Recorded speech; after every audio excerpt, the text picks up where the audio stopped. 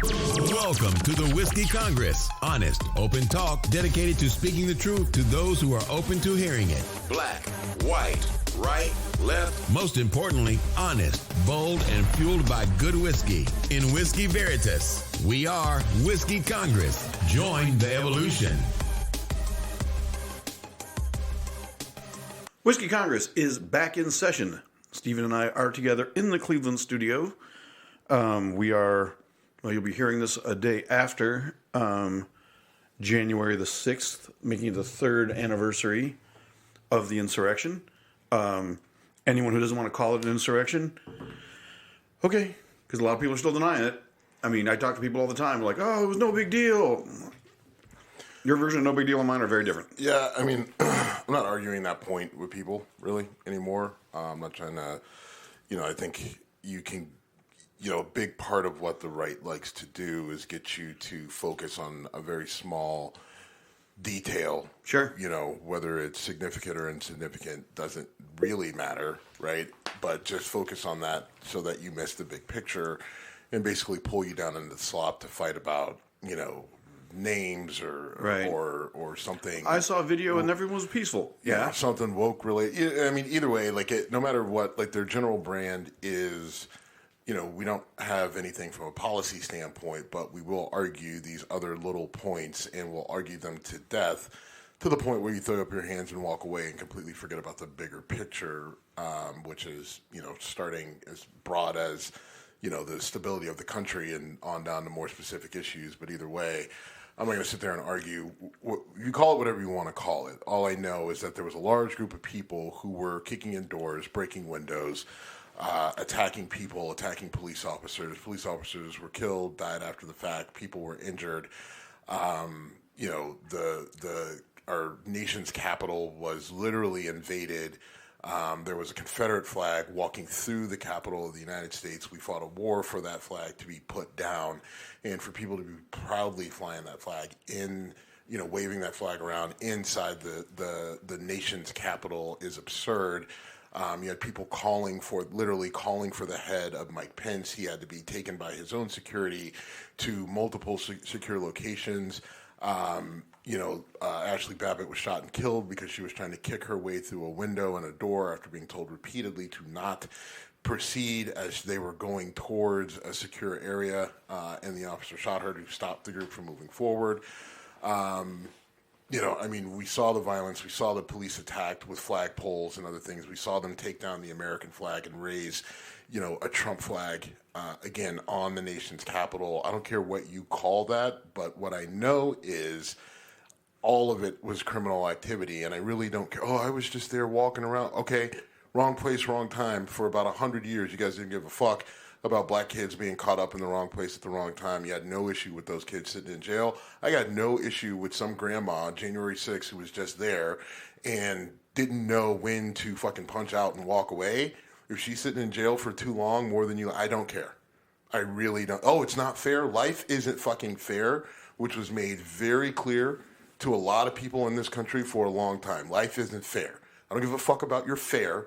I don't give a fuck about your right. I don't give a fuck about those people sitting in jail. They should sit in jail. They had every opportunity to not do what they did, right? You as soon as you see people rushing into the police just let us in. Oh, the police, we were just calmly walking through. Bullshit. I watched it live. You're not going to sit there and fucking lie to me about it was just people, innocent people, normal day walking through, tourists, whatever.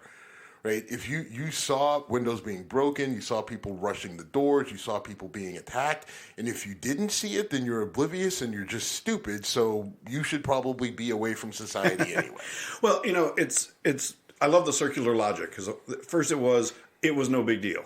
Then it was Antifa and the FBI.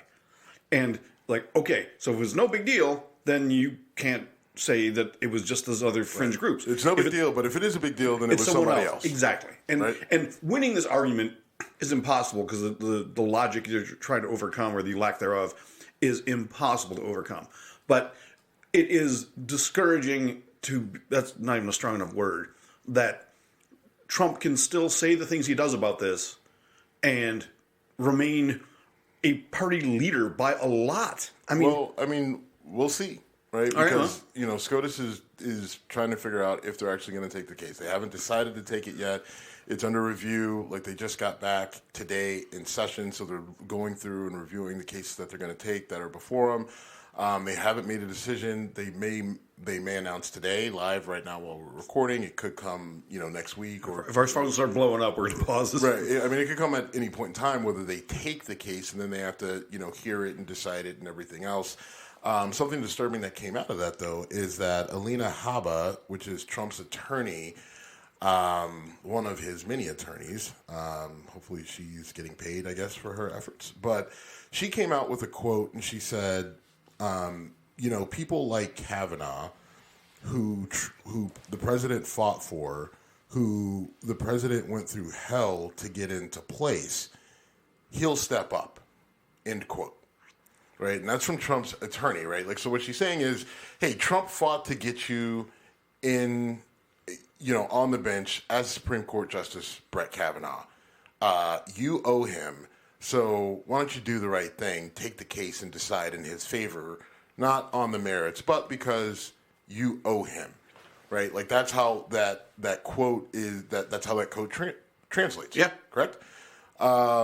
And look, that's a dangerous game to play. It's every legal, political analyst, strategist, even on the conservative side, just like, what is she doing? Like, open mouth, insert foot. Now, the question is, does that come back to bite her?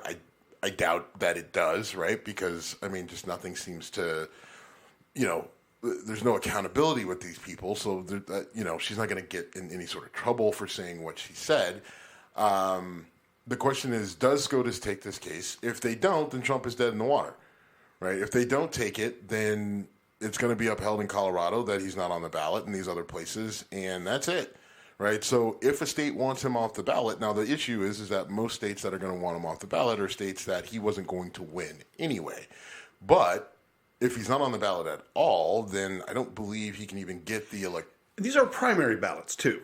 Well, right, but that's what I'm saying, right? Like, so if he's not on the ballot, the primary, then, but that's where it gets a little bit confusing, right? Yeah, because Colorado's saying they're going to go to a caucus, so now it's not. And I frankly, I pay attention. The Republican side of it saying they're going to go to a caucus, but there's a whole, you've got the Democrats on the other side. I don't know if the Republicans can just, single-handedly say, all right, now we're a caucus without involving Democrats. I don't know how that works. Like some of the, and this is crazy, like some of the stuff that is happening, right? Like these are things that haven't happened. These are things that don't have precedent. So it's not from a lack of wanting to know, but these are very unique circumstances that this stuff is. So I think I try to wait until I have a better understanding and try to dig into something a little bit more before I start, positing solutions or outcomes and things like that. Now, other people in the media don't do that. Like, they'll just go out there and spew whatever, right, wrong, and which is why you have to kind of sift through your information and your news sources, because some of these people, I know they wrap it up and they put it in a really pretty package, and it sounds great, but it may not necessarily be based in fact, truth, or reality. And we have to keep that in mind, right? Just because someone says something loud and first doesn't make it anywhere near remotely right automatically. Right. You say it enough times and people start to believe it. And with some of this stuff, especially because of social media and Twitter and Facebook and the ability to get stuff out there, you don't even have to say it enough times. You just say it, and people are like, "Oh, well, I read it on my phone, so that means it's got to be true, right?" Yeah. So we're definitely suffering from a lack of intelligence, intellectual curiosity, intellectual consistency, intellectual honesty, and we're ripe to be taken advantage of by bullshit. And this is why we are where we are with January 6th, with this, being challenged on whether Trump should be able to be allowed on the ballot and everything else. Like a lot of that is because of just our ignorance and lack of overall accountability on a lot of levels. Well, and the blind loyalty is amazing. I've been accused of having Trump derangement syndrome, to which I always say, give me an example, because I've made it very clear I am not a fan of the guy. But if you tell me one thing I've said that's been unhinged or unreal or inaccurate, bring it. I'll own it. But I mean, I was talking to one of my buddies at the Irish pub the other day, and I said, like, Trump and Biden are both seriously cognitively impaired, and he got very angry. And I started going through examples of, electric boats and all that shit. Look, I don't know if I will say that Biden definitely has shown signs slowing down cognitive impairment. With Trump, I mean, Trump just says whatever, and look, it's not. I don't like going down that road, right? And because there's like cognitive impairment; those are like scientific medical terms. Sure. They have meaning, right? A guy fumbling over his words, an old guy in his 70s, which they both are 80s, fumbling over words. I'm not going to necessarily stamp with the cognitive impairment. Like, if that's the case, then you are very cognitively impaired, right? And so am I. So we need to...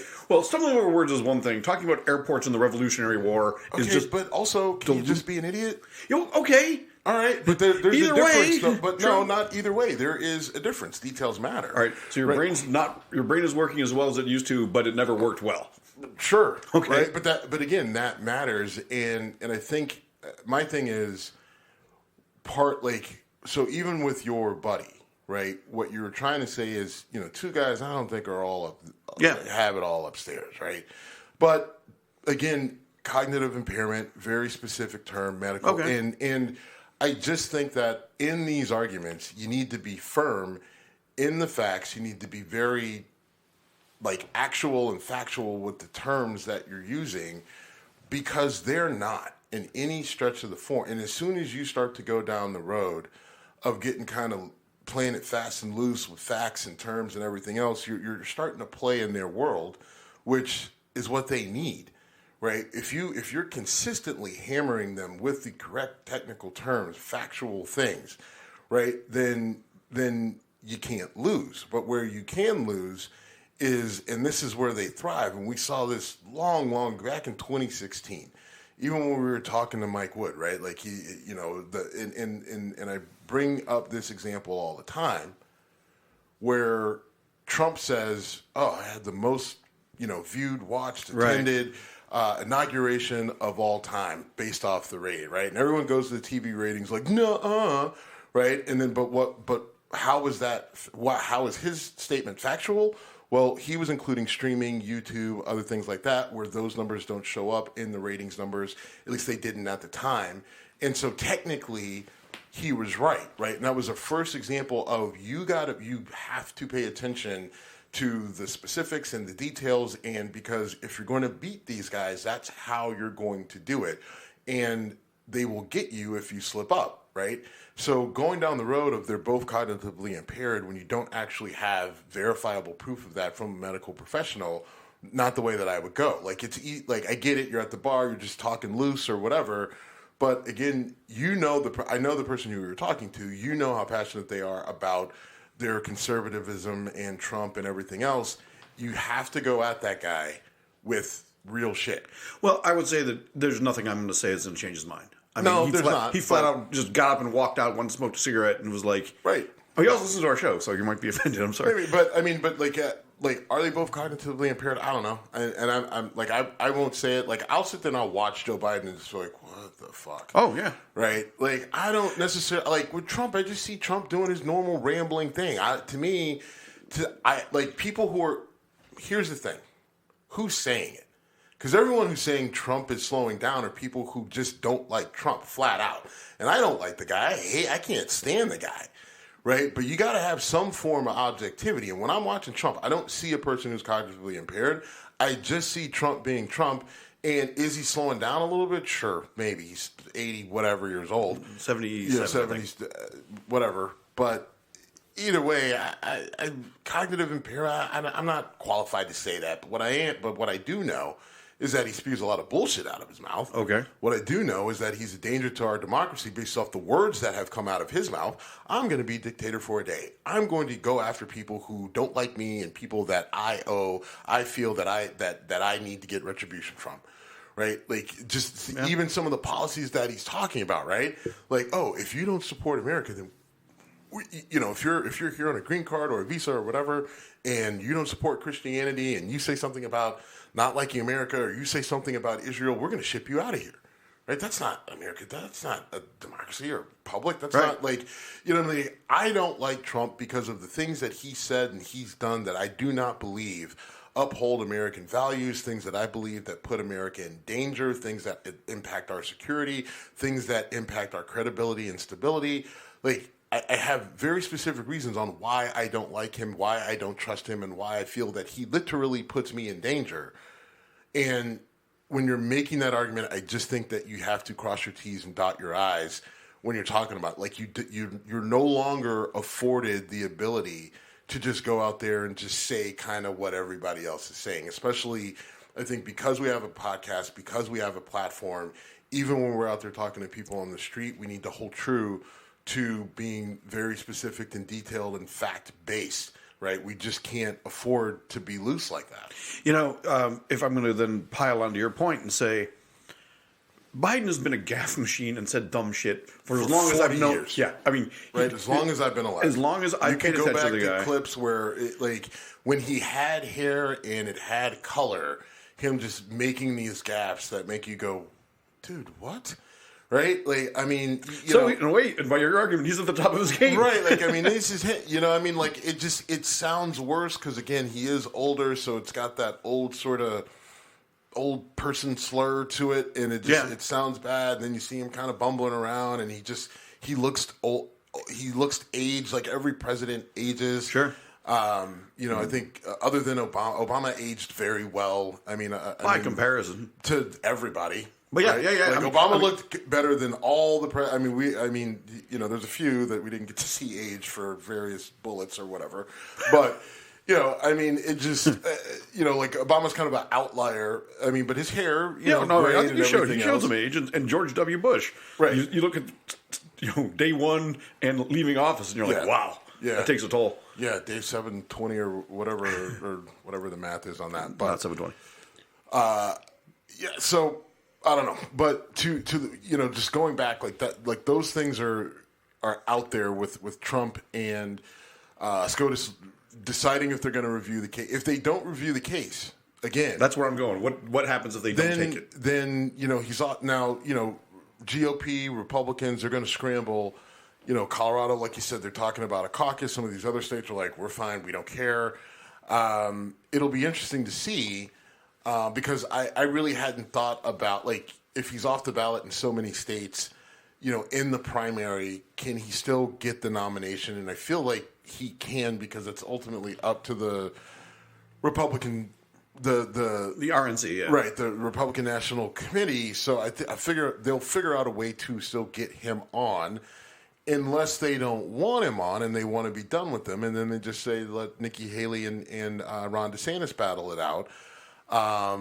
If they feel that Trump is wounded enough to where they can get past their fear of him, then maybe they let this ride out. I don't see it, though, because they fear him so much. It's insane. Like, I mean, you got these people who constantly are talking about toughness and the good old days and not being bullied and pushed around, and yet they're all deathly afraid of anything of going against Trump. Like Elise Stefanik, out of New Jersey, she just, retracted her support of a candidate that mildly criticized Trump.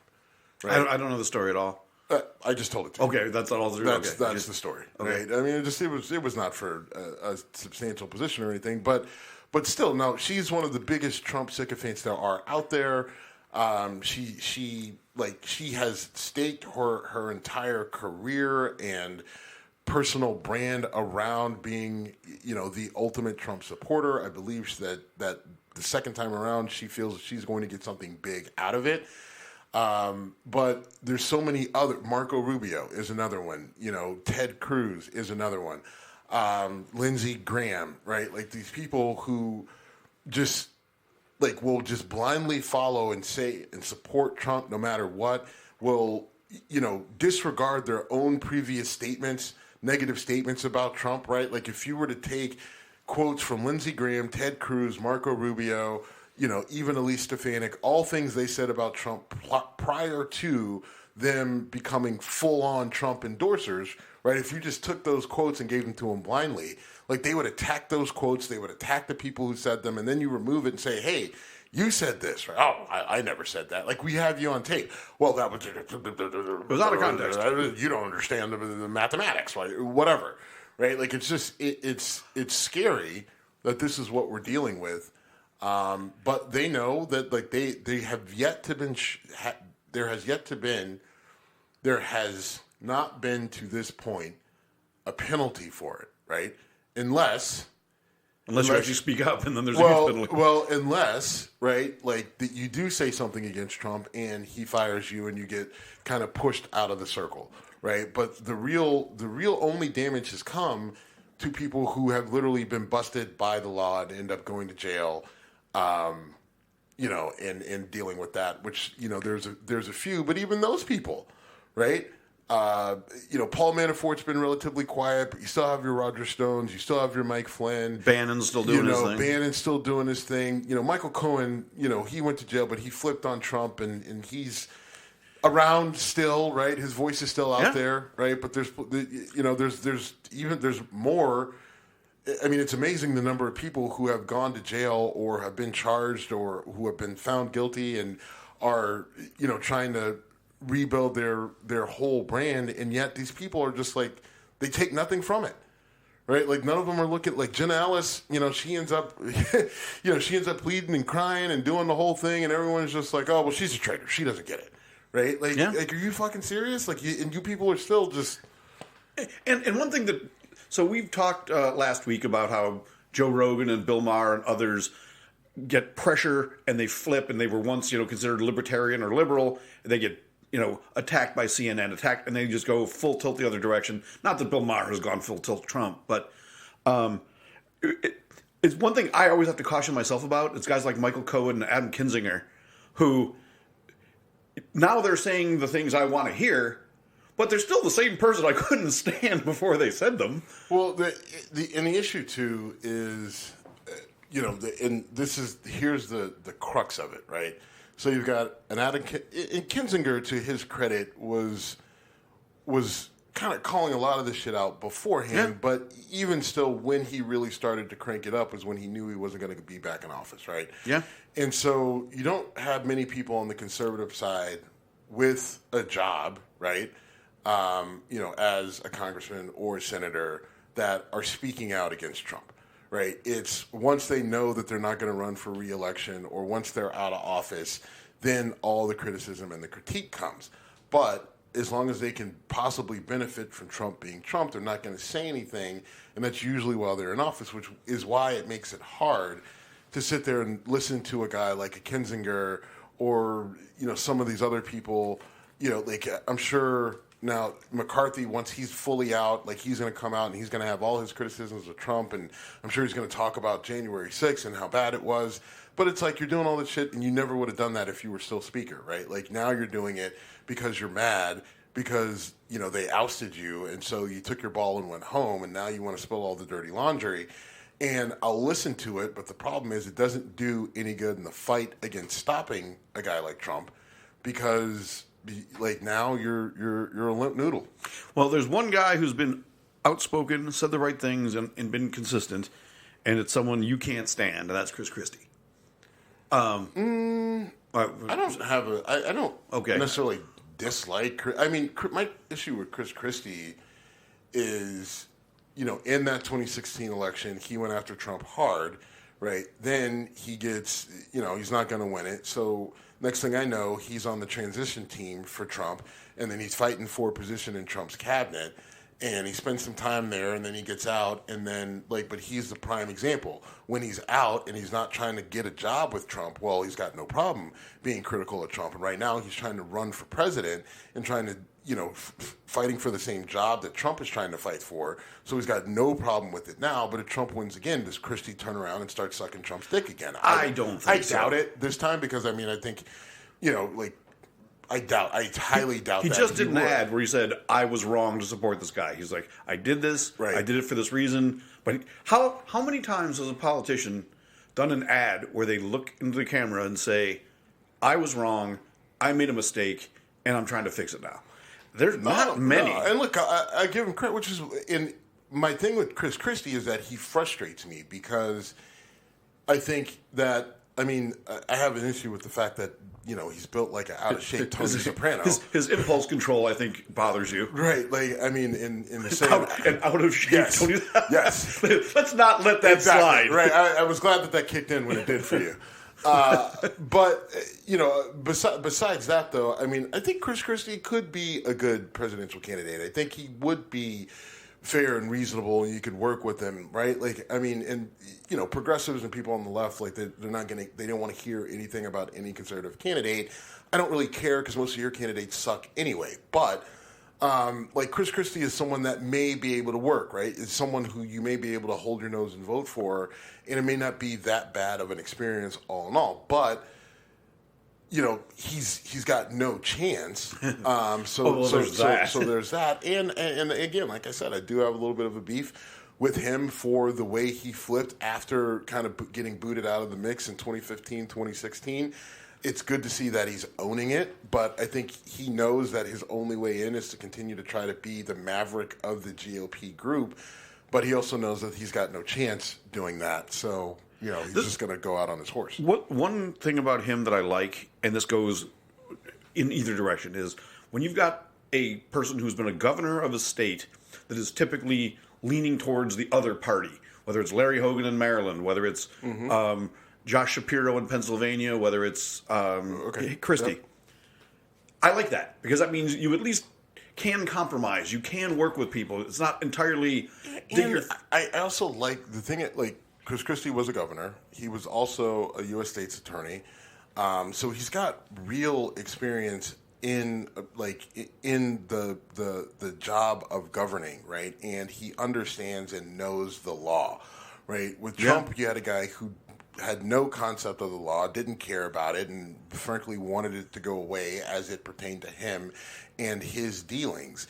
And at least with Christie, him knowing what his limits are and having an actual respect for our government, bodies, policies, and things like that. Like there is value there, and we've had that in the past, even with Bill Clinton. And Bill Clinton did a lot of shady shit, but still is someone who at least understood and created, limitations and boundaries. Now, people who don't like the Clintons will say, oh, blah, blah, blah, and they'll bring up all the things that they don't like about the Clintons, and to you, I say, shut up.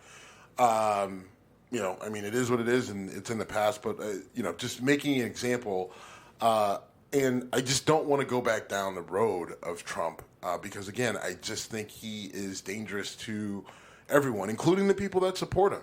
As much as I can't stand him, I think they can't see that he could possibly do anything wrong to hurt them, and they may not even see it even when it's happening in real time. They're going to blame everybody except Trump, right? Until the point for some of these people, they die. Right? And whether it's because of something Trump did or they just go to their grave with he was all perfect and all, like, they're going to die with it. And that to me is, like, sad and depressing.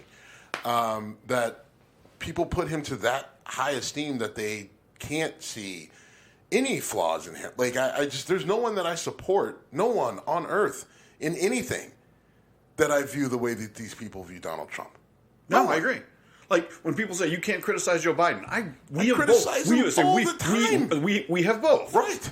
And when people say that to me, like, you can't take it when, like, listen to me record shit and say it. I've been very critical of Joe Biden. I've also been supportive where I think he deserves it. But, to say I can't deviate from you. When I tell my one friend in Buffalo, you're in a cult, get out of the cult, he's like, so are you. That's your argument? Right. So I'm in this thing, and so are you, so it neutralizes. Real quick, staying on the Supreme Court, though. If they don't take up the case, is it over? They just said, nope, we're not doing it? Or is it so gray we don't know? No, if they don't take it, there's nowhere else to take it, right? Like, so, now, I guess, so it's at least over in Colorado. Now, someone could bring it on based off of what happened with Maine, because that's a little bit different, right? In Colorado, it was a court decision. In Maine, I think it was their attorney general's decision or their state. Yeah, it was an official. Maybe right. Secretary of State. Yeah, it was either Secretary. I think it was the Secretary of State. Just decided to do that on their own, and so you could see that case brought because it's different, right? Okay. But I mean, for the most part, if they do it, if states follow through, and they follow essentially the blueprint of Colorado, and it's successful between now and the primary, then there's really no recourse for Trump because the court has already said, we're not going to take it. Now, could the court change their mind and decide to take it later? They could. Okay. Right? Like, but as of right now, if they say we're not going to look at it, then he's definitely not getting on in Colorado. Like I said, someone could bring something in Maine because it's a different fact pattern, but well, this is such a wild thing. The fact that we're talking about it is just surreal at times when you hear we're literally talking about a guy who's got 4 indictments, 91 felony charges against him, ranting and doing his thing, and the Supreme Court that he feels owes fealty to him, which, for the sake of our country, I really hope that they have the integrity to say, we're doing this on the merits of the law and the Constitution, knowing full well if you're Kavanaugh or Barrett or Roberts, that if you vote to keep Trump off a ballot, you probably better hire a security detail beyond what you've already got. I mean, I hate to say it that bluntly and that, in that much of a fearful or knee-jerk reaction, but am I wrong? The answer is no, I'm not wrong. No, you're not wrong. But if they take the case, I would strongly think that means they're going to reverse the decision. Just based off the way the court is weighted. I don't think the court wants to get involved in political decisions. Like, I think if they take it, then I think that they want to put their stamp on it. And given the way the court is made up, them wanting to put their stamp on it means that it's going to swing in favor of conservatives. If they don't take it, then they don't want to deal with it. Like, I think that, I could see Roberts just saying, like, look, we've had enough smoke with Clarence Thomas and taking trips and money from, the dude from Dukes of Hazzard. Yeah, I forget his name. From Boss Hogg, and, we've got some of you others who've caused a little bit of controversy. We're gonna sit this one out, and, Donald's on his own. I could see that happening, but wouldn't that be deemed an act of disloyalty by the MAGA crowd? I think it 100% would. I mean, sure, it would, but I mean, it's still for the Supreme Court. Like, I think, again, if they want to kind of stay out of it, like that's the best thing for them to do, right? I'm not saying that that's the best thing to do from a legal standpoint, because I think legally they need to take it, they need to argue it on the merits, and then they need to make a decision. Because I can make an argument. Right, I can make an argument on due process a couple different ways, right? Like, it went through the courts in Colorado, so Trump got his due process, and the decision was, you don't qualify, right? But you could also make the argument that, like, he hasn't been charged with insurrection. That's not an actual, like something that he hasn't been charged with it. He hasn't been found guilty of it.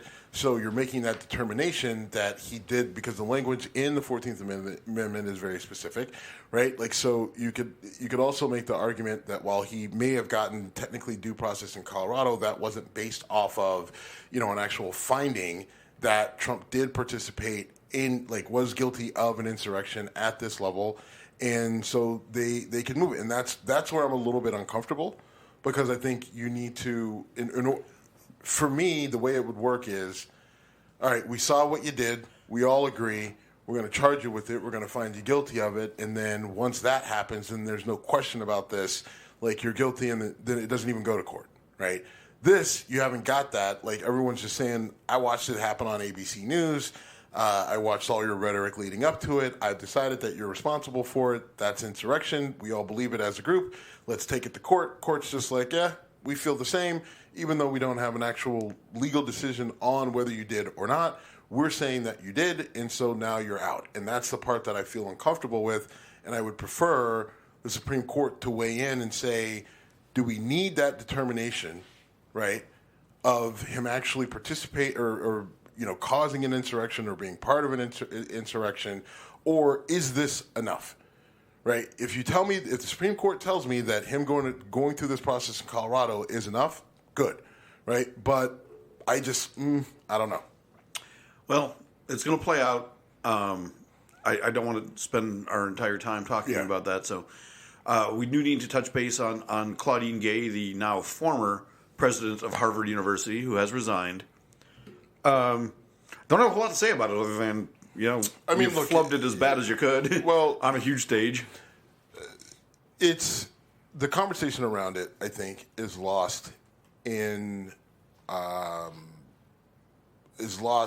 identity politics. And what I mean by that is she resigned because, she's saying she was receiving pressure because of plagiarism. And the plagiarism stuff was brought up, was really started to get cooking after her testimony before Congress, where they asked her about anti-Semitism, and the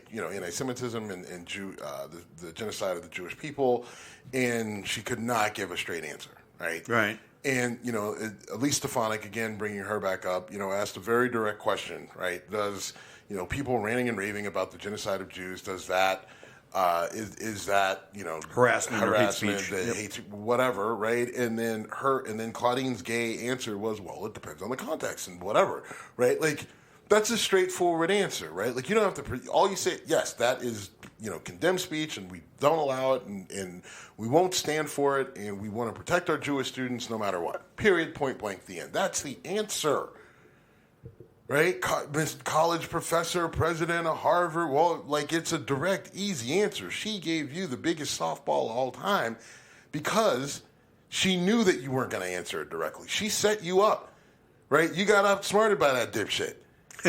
Right? Like, you're just fucking Ivy League, whatever, right? And you just got outsmarted by the public school kid. Like, it's embarrassing. I'm sorry. Like, I don't give a fuck that she's gay, that she's black, that she's bald, right? I don't care how great her speeches are. She fucked that up. And I'm sorry. That is, like, your job, your president, one of your responsibilities is to make sure that all the students are protected equally. Because if you take the language and flip it around, right? Sure. You just insert Klan, black, Nazi, whatever, right? The people talking about the wiping out all the black students on campus, wiping out black people in America, saying that, Africans have no, whatever, right? Her answer, she'd be all over. Oh, no, that's not allowed, and we won't stand for it, right? But for some reason, Jews, whatever, all of a sudden, like, you got to tap dance around it? What is wrong with you? Like, she's a great loss for that and I hate to do the whataboutism, but I'm sorry. Like, she had a duty and a responsibility, and sit there and try to flip this. Like, does the race play into it? Yeah, it does. Does her sexuality play into it? Probably not as much. But okay, fine, whatever. Right? Yeah, but don't make this argument about that. Every single person that's getting on their high horse about defending her and defending affirmative action and saying that they're attacking affirmative action and they're attacking her because he's black. Every single one of those people would, like, every single one of them, if someone had raised a question like that, like Stefanik had raised about black students, right? Every single one of them would have wanted a definitive, point-blank answer of that is not allowed, those students are protected, those students are safe, and if they didn't get that answer, they would want the person's head who answered it wrong, right? Yep. They would absolutely want that person's head, and the fact that they are going around, like, going every which way to say how this was an attack on women, it was an attack on black women, and it was an attack against affirmative action, an attack against, like, no. I will not get, I don't give a fuck. You're not going to cancel me because I'm going to stand my ground and say everything that I would say about it. And if you got a problem with it, you can fuck right off because you are full of shit. You're a hypocrite and you're a fucking liar. Right? Like, that woman was wrong. The other presidents were wrong who all said it. All three of those women need to be out of their positions. And the other, so it was MIT, Penn, and Harvard. I think Penn and Harvard now have... Penn resigned, like... the day, right, or next day. Like a couple days after, right? This one took a little bit longer. The MIT one is... I don't know what's going on with that, but... I think that person should be gone, too. Now, they may... like, MIT doesn't have the same Political influence. Yeah, not necessarily political influence, but they don't have the same sort of like fanfare as like a Harvard or everything else. But I mean, still, crazy hard school to get into, and they produce a lot of crazy smart people. But they just don't have the same political presence or media presence or however you want to say it. I guess they don't put a lot of money into their PR team like maybe Harvard does. But point being, I don't have a problem with her resigning. Like, I think the plagiarism stuff was cooked up to put more pressure on her to resign. And if you want to say that is dirty pool, okay, but she should have resigned, or she should have been fired like the second she made the comments that she made. That's my point. Right? If you like it should have never got to, her resigning over plagiarism, because it should have been as soon as she stepped off the podium, here's your walking papers. You are no longer fit to do this job. Sorry, we made a mistake. Peace be unto you. And how many times, whether it's OJ or George Santos, you might not go down for the thing that people want to take you down for, but when you make yourself that spectacle, they're going to come after you. George Santos could have gotten away with all the shit he did if he didn't get into Congress and act like a douche. OJ wouldn't have gotten the sentence he did if not for the fact that you walked the first time, but we all know, so now you do this shit. You're making you brought up OJ face again. But you see what I'm saying? It's when you draw attention to yourself in a very negative way, and they say, okay, we can't fire you because of this, because either we can't or... I get what you're saying. I don't know if that's quite the proper analogy, but I do get what you're saying. I get what you're saying, right? I just... Again, she was lobbed a softball question. It was a very easy, direct answer. She completely stepped on her dick with it, and...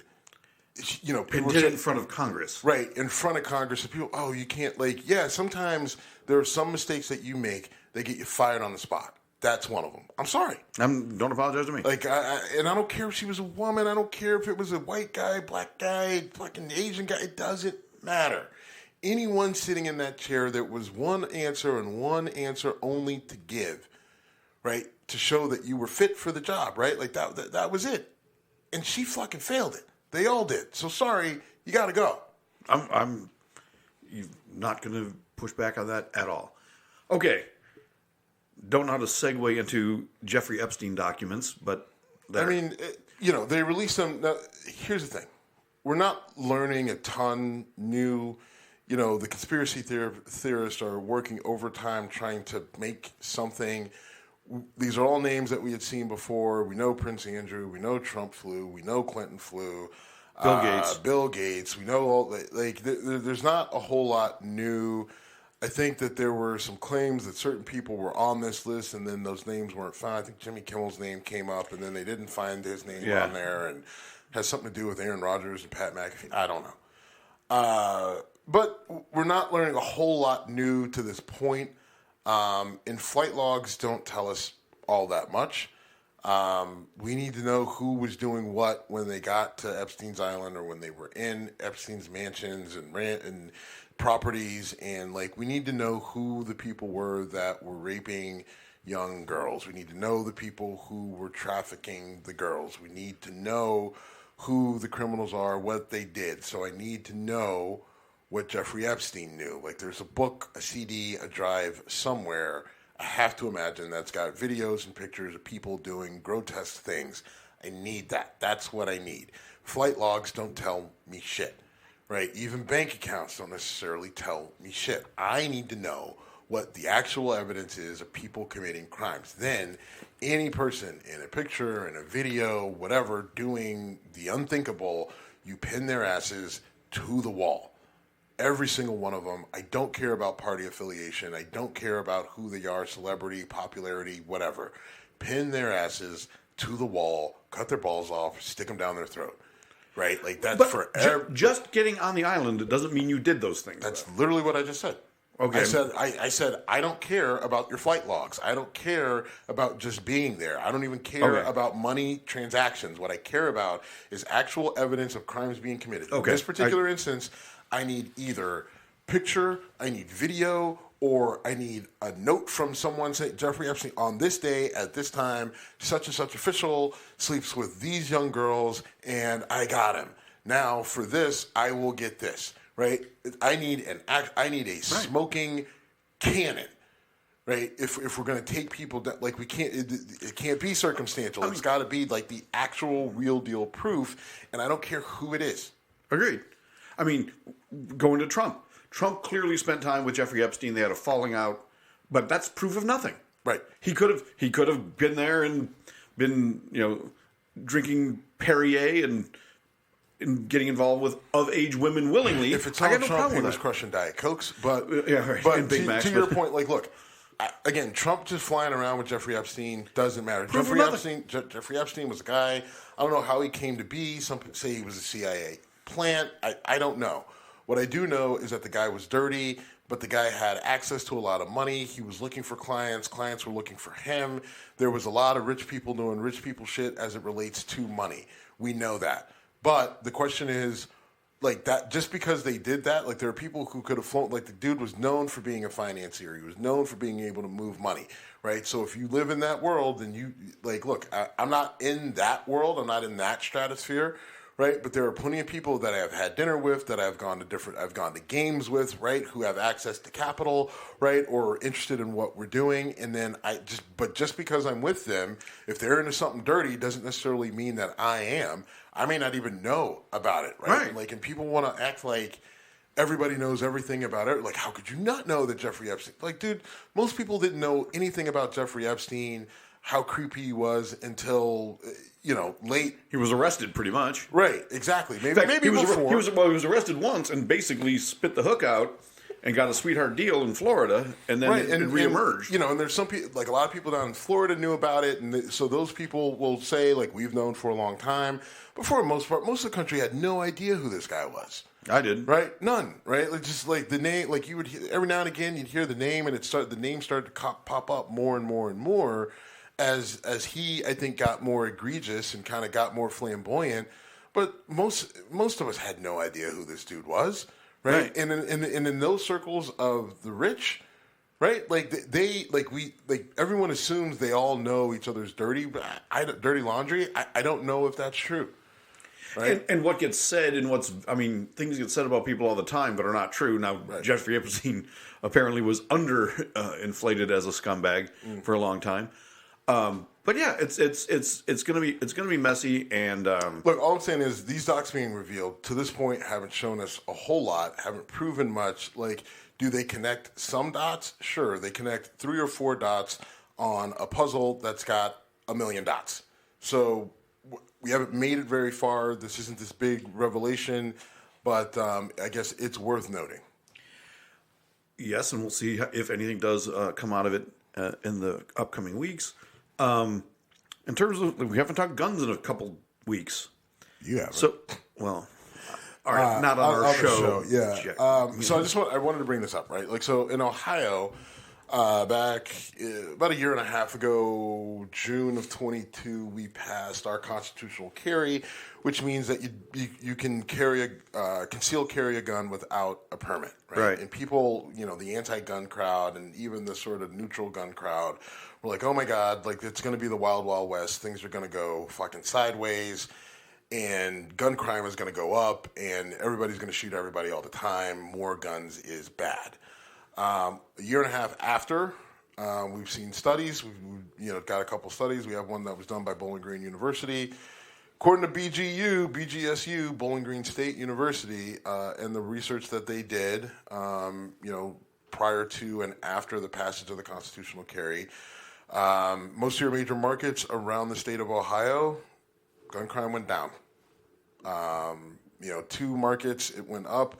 I believe Cincinnati and I would put money on Dayton if I had to pick one. Yep, Dayton. Dayton was the other one. Cincinnati and Dayton, those numbers went up, but overall, they went down in all, including in Cleveland, Akron, Toledo. Toledo saw an 18% drop in gun crime from the time of the constitutional carry to now. Cleveland itself saw a 12% drop. Akron saw a 12% drop. So it didn't cause it didn't have the effect that people thought it was going to have. that the reactionaries thought it would have, I'd say, because there were lots of people. Now, I've got mixed feelings about this because I have a concealed carry permit. I sat through that boring-ass class. I took the incredibly insulting shooting segment where to qualify with a handgun in the state of Ohio, you need to actually go to a range and shoot. But what you have to do at the range is literally insulting. You're shooting it was 9 feet and 15 feet. My target for my class is right over there. And anyway, it was a bit silly in that regard. But I like having a concealed carry permit because it gives me reciprocity in some states. I don't know. But the flip side is California's having a bunch of laws go through under Gavin Newsome that he's signing and bragging about. And one of them was restrictions on if you have a concealed carry permit in California, which is extraordinarily difficult to get without the right political connections, they've rolled back, they've put in restrictions on where you can carry. So state parks and court buildings and whatever. Well, they were probably already off, but state parks and other public places, and forgetting the practicality of the law. If Gavin Newsome is going to be the white knight that comes in and saves the Democratic Party from Joe Biden, he's pretty much dead in the water as far as I can tell, because he's got that coastal bias about guns where he assumes everyone thinks the same way I do, and they don't. Okay, so first of all, do you still think that Gavin Newsome is going to run for 2024? I think he's positioning himself to be the guy to step in, yeah. What? Okay. Taking the debate with DeSantis he's not going to challenge Joe Biden directly, but I think there's enough rumblings in the Democratic circles that want Joe Biden to find a way to go away. And I think Gavin Newsom would be their choice to put in place. And I think it would be a disaster because I don't think you can have his history of anti-gun laws and win Ohio, Michigan, Pennsylvania, Virginia, North Carolina. Okay, we know all the states. Okay, oh, do we? Okay. Here's the thing. So to your point that Gavin Newsom would be a bad candidate because of his stance on guns, yes, right? So if you mean that in terms of after 2024, right, which would be the 2028 election, then yes, he would be a bad person to step in after Joe Biden is done. Now, going back to the idea that there's the only way you could see Newsom in for the 2024 race is literally if Biden dies or is incapacitated. That's it. There's no Biden's going to step down. He's not like Biden. If the only way Biden is not running is if he is dead or has a stroke or, we find out that he's got dementia and it becomes so obvious that he cannot run. He's just completely there's no alternative. There's no stepping in for Biden. There's no challenging Biden. Anyone who tries to challenge Biden will not get the financing to do so from the DNC. They will not be supported. They will be dead in the water. So that idea has to die in your head and every other little peon's head in the DNC. I'm now being compared to every little peon in the DNC. All right. Yes, unless, because all those peons think they're the smartest guy in the room too. But unless fucking Biden dies or has a stroke and is completely incapacitated, he will be your Democratic nominee no matter what. I agree with you. That is the overwhelmingly likely event. But I don't know that Gavin Newsom accepts that. He does. You think so? He said it. He said it. He knows it. And again, what he's doing is now, if you want to say he's backstopping, is there a problem? It could Biden kick the bucket at any minute. That not to say that he's in bad health, but again, the dude's 80, right? A lot of funerals just, in the last few months for me and friends and family of, parents, grandparents who have passed away that were younger than Joe Biden, frankly, right? So we can't discount that. Now, I discount it because fucking Henry Kissinger lived to be 100, so of course Trump and Biden are going to get to live out their days probably till they're 105, so we won't be getting rid of either of them anytime soon. But that's the only way that Newsom is in, and I think what Newsom is doing is just in case that happens, then he needs to be ready. But that's the only way, and Gavin Newsom knows that. This isn't I get what you're saying, like his ego, and like he's gonna be the white knight to come in and save the day with his charming good looks and all that other shit.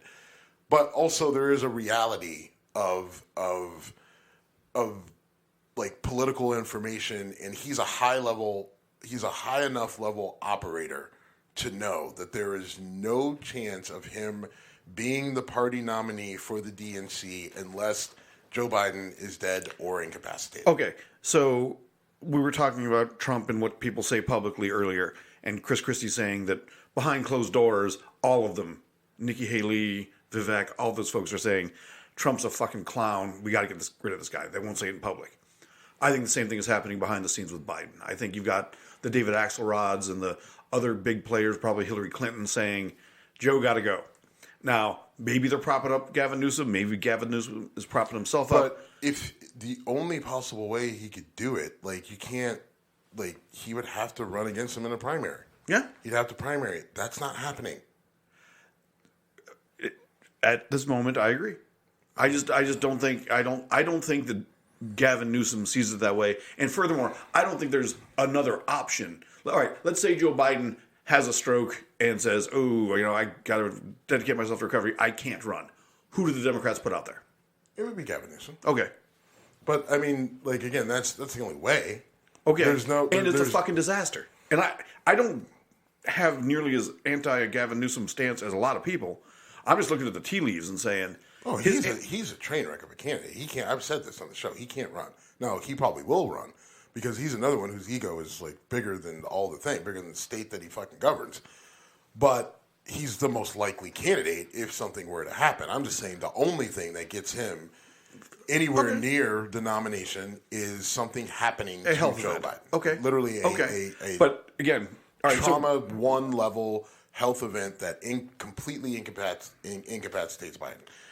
And I really wish the Democratic Party would start looking for option B behind Gavin Newsom, because I don't know who that is. Again, I've been saying Josh Shapiro, the governor of Pennsylvania, is interesting to me for the reasons I mentioned earlier about being, in a purple state and winning an election. But I've never even heard his name thrown into the mix. Mm-mm. I don't even know. I mean, I like Bernie Sanders, but come on. We can't. How you know? I do like Bernie Sanders is 90 fucking years old. How the fuck? I didn't say he was. I just was saying he wasn't viable. Don't even say his name. I'm allowed to say Bernie Sanders' name. No, you're not. I am allowed to say Bernie Sanders. Not as it relates to the office of the President of the United States. We have to set a standard that just because you've been doing it a long time in the game of politics, you don't get an automatic seat because you've been around for 50 fucking years. And that's our fucking problem right now. This is why we have Joe Biden. Joe Biden feels that he is owed this seat because he's been doing this for so long. He did the gauntlet of local politics and state politics, and he was a Congress senator and all the vice president. I'm owed this, right? And then if he had, I won't say what I want to say, but if he should have, at best, he would have done me a huge favor by not running for fucking president at all this time around. But okay, fine. Then at least you get through the first term and then you do the right thing and you step down. But his ego won't let him do it. So now we're stuck with him, right? And then you bring up Bernie Sanders, who's been around, and don't give me he's so progressive. Bernie Sanders got the same fucking ego. Thinks it's owed to him. He's pissed, crotchety, because he's not the fucking president. And don't get it twisted and think that he's some sort of fucking martyr, savior. He got the same fucking ego that Joe Biden has. So those guys, all of you are done. If you are over the age of fucking 65, 70, you're out in my book. You got to be out. Not even considered. Well, male, female, black, white, I don't give a fuck. Oh, he was a civil rights leader back. I don't care. He's fucking 70 years old. He's out. Is it ageism? Yes, it is. I own it and I love it. Because old. I wouldn't have your old ass doing anything else related to income in my pocket. Why the fuck would I have you running my country? Are you serious? And my point was that he's the only other name that will get mentioned, and he's not viable. Not viable. That's what I said. Not viable. That's what I said. Not viable, and his name shouldn't be mentioned. And that's the point that you got to go one step further, right? Like Bernie Sanders just should not just out. Chuck Schumer would never do it, but I'm just saying. Yeah. You know what? That's probably the name that would get thrown in there. He's not as old. No, Chuck Schumer's name won't. Well, honestly, he's probably less abrasive than Gavin Newsom. Sure, but I don't think he would do it. Well, we will see. I fully expect it to be Biden, and unless there's an event, but the Democrats really need to come up with some plan because what's and to your point, and I think I'm partially agreeing with you. Okay, go ahead. That Biden's ego isn't so much like I'm owed this, so much as I beat Trump once, I can do it again. I'm the only one who. He's basically said he's the only one who can beat Trump, and if Trump wasn't running, he might not. Fair. So that's a different. It's still ego, but it's a different angle of ego. All right, man, we're going along. Two things: NFL Week 18 coming up. Both of our teams are fighting for playoff spots. It's going to be an interesting weekend. I love the way they laid out the schedule because events are going to be separated in the AFC at least. So Steelers play on Saturday. Bills play the last game on Sunday. Our teams impact one another. There's a couple games wedged in the middle that are going to be interesting. And Houston and the Colts and Jacksonville and Tennessee. I don't want to do predictions. I'm going to go into Sunday night very nervous in all likelihood. Why did you want to do predictions? That's the whole point. But, okay. I'm not going to. I don't jinx it. Oh, I think stop. You're all an right. adult. Okay. Am I? No. All right. So legally speaking, I am an adult. So yeah. your first game out of the slate is Pittsburgh versus Baltimore. Baltimore sitting most of their key starters. So Lamar Jackson, Odell Beckham Jr., Zay Flowers. Few of your guys on defense are sitting, even some offensive linemen. So the Steelers are going to have the advantage in terms of like health and talent, but the Steelers are really beat up on defense, although we may be getting a starter back in Landon Roberts. This is a game that should go to Pittsburgh, but Pittsburgh has traditionally played bad against backups. They just have. Now, we'll see, can the magic of Mason Rudolph continue? I think the potential is there. The reason why the offense has opened up under Mason Rudolph is just because he can complete passes downfield. Period, point blank at the end. Safeties have to play back because Mason Rudolph has a cannon of an arm, and he's accurate enough, and the receivers are athletic enough to where they can go get the ball, mainly George Pickens and Deontay Johnson as well, but George Pickens is the main threat, and he's one hell of a threat. He made some catches against Seattle that were... Like, all the talk about George Pickens, because he didn't block for Jaylen Warren, all that shit is gone, which is amazing because the vitriol was disgusting. But it's all wiped away in these last couple games because George Pickens is showing you that, like, that's the reason why he is that dude. Now, with that being said, right, like, so you've got your safeties back, so it opens up the run game, and now all of a sudden people are remembering that Najee Harris is a really good running back who is very hard to tackle, and Jaylen Warren is reaping the benefits because those guys aren't being touched within the first 5 yards because, again, the defense has got to play back. Those defenses play back. You don't have 8 guys in the box. The offensive line isn't overwhelmed. The offensive line is showing that if it's a fair one-on-one sort of block, they can block people, and now you get Najee Harris with a head of steam. Boom, he's making runs. Jaylen Warren's breaking them open. So that's a game that the Steelers should win. The next game on Saturday is Houston versus Indianapolis. The Colts, that is a win and you're in scenario. So whoever wins that game is definitely in the playoffs as a wild card. They could theoretically win the division. Yeah. If the Titans beat Jacksonville, and that is very iffy. I don't have a lot of faith in the Titans the way they played this year. But the Jacksonville Jaguars have played down some, so that's a game that's kind of up in the air. It'll be interesting. We said before the show Trevor Lawrence was trending like he was not going to play, but I just heard before we started when I was out in my truck that he was now trending that he was going to play. So I don't know the situation there. All I know is that the spread in that game has dropped from 5 to 3 in favor of Jacksonville. So Vegas is thinking something, but that could be a money thing. Some of your other games that matter, obviously the Bills and the Dolphins. The last game of the slate is, probably the biggest one. It's a weird game because Miami has not played well against Buffalo like for a while. I think Buffalo. Josh Allen's 9-2 against the Dolphins. Yeah, so Buffalo's got Miami's number. Miami has got Bradley. They lost Bradley Chubb for the year to an ACL. Their corner is out. He hurt his foot.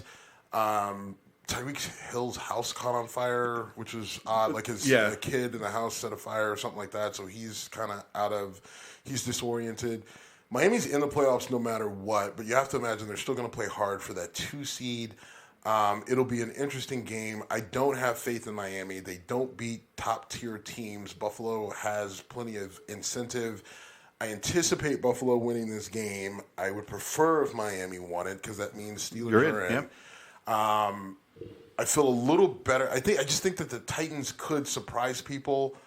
I don't know if Will Levis is going to play, and he's been really up and down. He had that really great game when he first started, and then he's kind of been ever since. Also been injured, but they could start Ryan Tannehill, who I wasn't even sure he was still there. No, he's still there. I mean, they'll start Ryan Tannehill, and I don't know. Maybe Ryan Tannehill goes out in a blaze of glory. I don't know. But that's probably the Steelers' best chance is Tennessee beating Jacksonville. But there's a couple other scenarios where if Denver wins and the Colts and the Texans don't tie. Oh, don't tie. Okay. But I think we still need Jacksonville to lose or some scenario. I don't know. But it's in the NFC, neither of our teams are in the NFC, so I haven't paid as close attention to those scenarios. But their field is mostly set. The NFC South is very messy. I think Tampa Bay needs to win. If Tampa Bay wins, then they're the division winner and they're in automatically. They're kind of in flux though because Baker Mayfield is hurt and he's been playing pretty good. And I don't know who the backup is. I think it could be you. I don't know. It's not me. Breaking news. So and then also you've got New Orleans and Atlanta. Can we talk about Atlanta? Arthur, I hate. Do we have to? I hate to do this. You never want to see anybody fired, but when you're talking about NFL coaches, the way they're paid, he'll be fine. I don't. Arthur Smith should not be a head coach of a football team. Can we just, right? One, because of the mustache, and it's just potato face. I'm what are you doing? Shave the mustache or grow a beard. But get, something needs to change there. And, you just listen to, oh, yeah, I mean, the team, we didn't execute well on offense, and, the offensive line didn't block, and I called the run play. I know I've got Bijan Robinson, who's a first-round draft pick, but I went with the guy who is not nearly as good, and that guy didn't get the first down, and I'm not exactly sure what happened. We'll have to go back and look on the tape. Our quarterback situation, we feel pretty good about it. We have started, 3 different quarterbacks, and our draft pick isn't that good, and, our backup is Taylor Heineke. So, we feel pretty good about our chances, Praise the Lord Jesus Christ. Okay, if I had tried to run with something for that long, you would have lost your fucking mind. I want that on the record. Yeah, you wouldn't have done it as good, though. That's the problem. That's why. But yeah, I couldn't have done that? No, you couldn't have. You couldn't have. There's no way you could have. Try it now. I don't know, Steve. I don't want to do that right now. You're not doing a good job. I do want to say one thing, though. When you talk about these games, and I love the fan perspective versus the players. People say, well, Baltimore doesn't care about this game, or this team, Tennessee doesn't care about this game. Those are guys fighting for a job.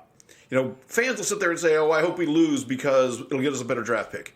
That's you saying you want a player to say, I want you to find someone better to replace me. So fuck right off. I'm playing hard. I mean, look, I think the talent put on the field changes, but the effort probably does not. Look, I think if you're looking at it, if you're a team, you can make this argument for the Steelers, but a perfect example of this would be the Vikings, right? So the Vikings could theoretically still make the playoffs. They need to win, and they need a whole bevy of things to happen, right? But the reality is the Vikings can't do anything in the playoffs because their talent level at the quarterback position on that team maybe is about me, you, and the guy down the street, right? They've got Josh Dobbs, who is a great story, but he's not a good quarterback.